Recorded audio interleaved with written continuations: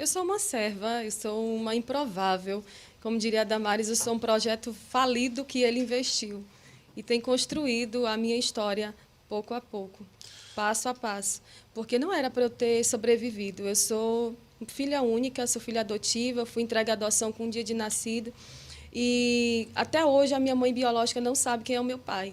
Ela, por troca de bebida, ela deitava-se com vários homens. Em troca de bebida, em troca de não só de um prazer carnal, mas também de satisfazer o vício que ela tinha em álcool. Na verdade, tem até hoje. Em 2012 eu conheci ela.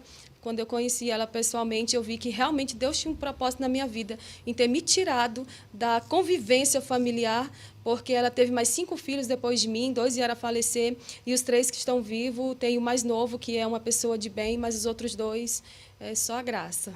Então a senhora é filha adotiva. Sou filha adotiva. Conheceu a mãe biológica recentemente? Conheci em 2012, eu fiz uma viagem a Cametá, no Pará, e quando eu retornei, passei por Ananindeua, que ela mora até lá hoje, até hoje ela mora lá. E assim, foi algo assim bem marcante, porque quando eu encontrei, ela já estava na situação em que ela estava quando ela me gerou, ela estava embriagada. Então, assim, ela foi muito agressiva, eu demonstrei assim, muita vontade de aproximação, embora eu não tivesse aquele amor afetivo de filha com mãe, porque mãe é quem cria, pai é quem cria.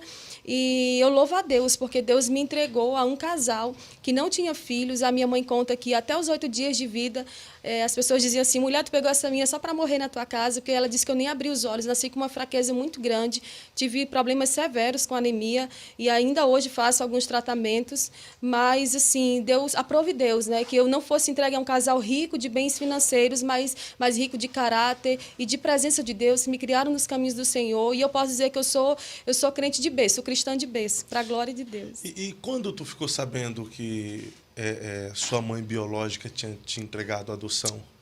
Eu fiquei sabendo por parte da família da minha mãe, né, desde muito criança. Porque eu chegava na casa deles, bença tia, bença tio, e as pessoas chegavam, os filhos deles, meus primos, eu dizia, sou primo. Não, não é primo, porque você não é do nosso sangue. Então, convivo com rejeição desde muito pequena, desde criança. Sabe, assim, a família do meu pai é uma família mais assim, dada, mais aberta para me receber, mas a família da minha mãe até hoje, assim, eu não tenho proximidade, não tenho contato assim com muitos, não porque eu não quisesse.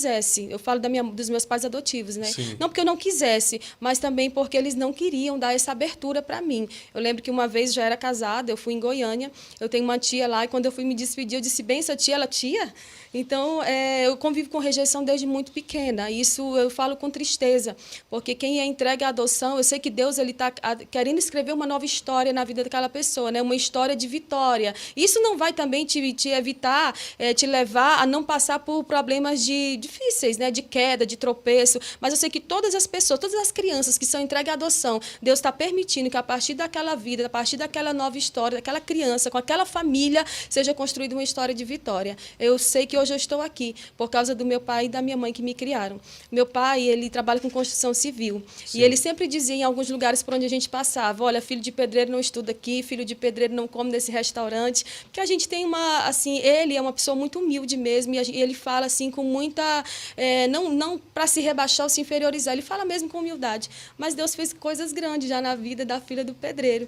Então, louvo a Deus pela vida deles. Se não fosse por eles, eu não estaria aqui hoje.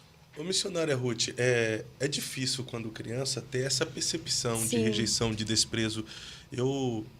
Às vezes, eu tento buscar na minha infância se eu tive esse sentimento de rejeição e desprezo, às vezes por não ter tido um pai, porque eu não fui criado com o meu pai. O meu pai também faleceu, acho que eu era muito criança.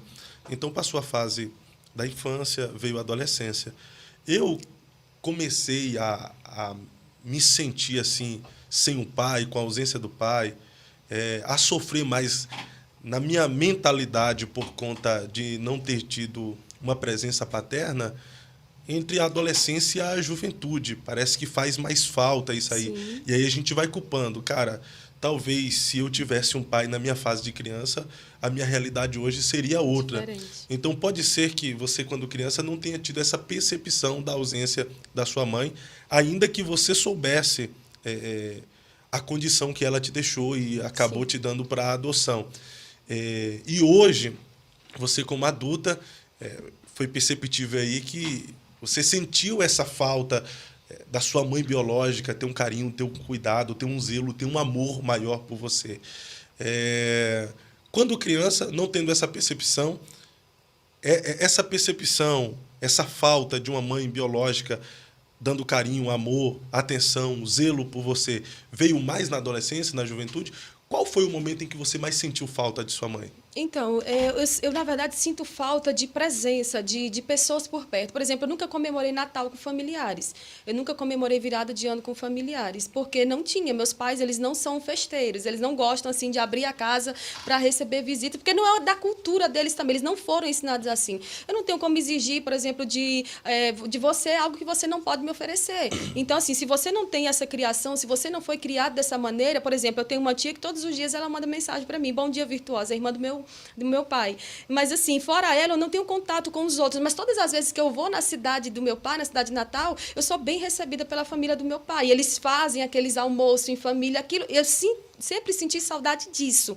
Eu não sentia saudade em específico de tipo assim, eu tenho essa mãe, mas eu queria ter essa. Não, eu não sinto saudade, porque, assim, o contexto sobre o qual eu fui entregue à adoção pela minha avó biológica é porque ela sabia que uma mulher que não sabia quem era o pai biológico da filha, ela com certeza não seria uma boa mãe.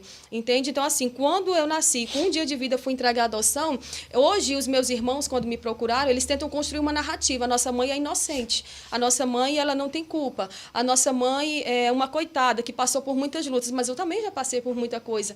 E jamais abandonaria um filho, eu jamais seria irresponsável a esse ponto de não dar ao meu filho o direito de saber quem é o pai ou de conviver com ele.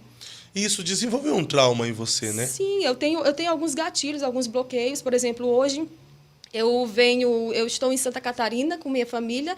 A gente costuma comemorar essas datas festivas só entre nós. A gente também não tem muitas amizades. Na verdade, hoje, eu penso que as amizades elas estão muito mais levadas por aquilo que você pode me oferecer. Porque eu vejo que, como a Bíblia fala, quem tem condições, quem tem bens, ele tem muitos amigos. Mas algumas pessoas que são menos favorecidas ou que talvez não tenha algo a te dar, elas em algum momento elas vão ficando... Isso pode ser também um gatilho, isso também pode ser um trauma, pode ser um bloqueio da forma como eu fui criada lá atrás, porque a gente não foi aquela família que viajava, que tinha férias, que ia fazer... Não, a minha mãe sempre foi uma pessoa mais fechada, mais de dentro de casa, mas com 3 anos de idade me colocou no vocal infantil e ali eu desenvolvi a parte do louvor e eu passei por todas as áreas possíveis ali da igreja, vocal infantil, de jovem, de senhoras.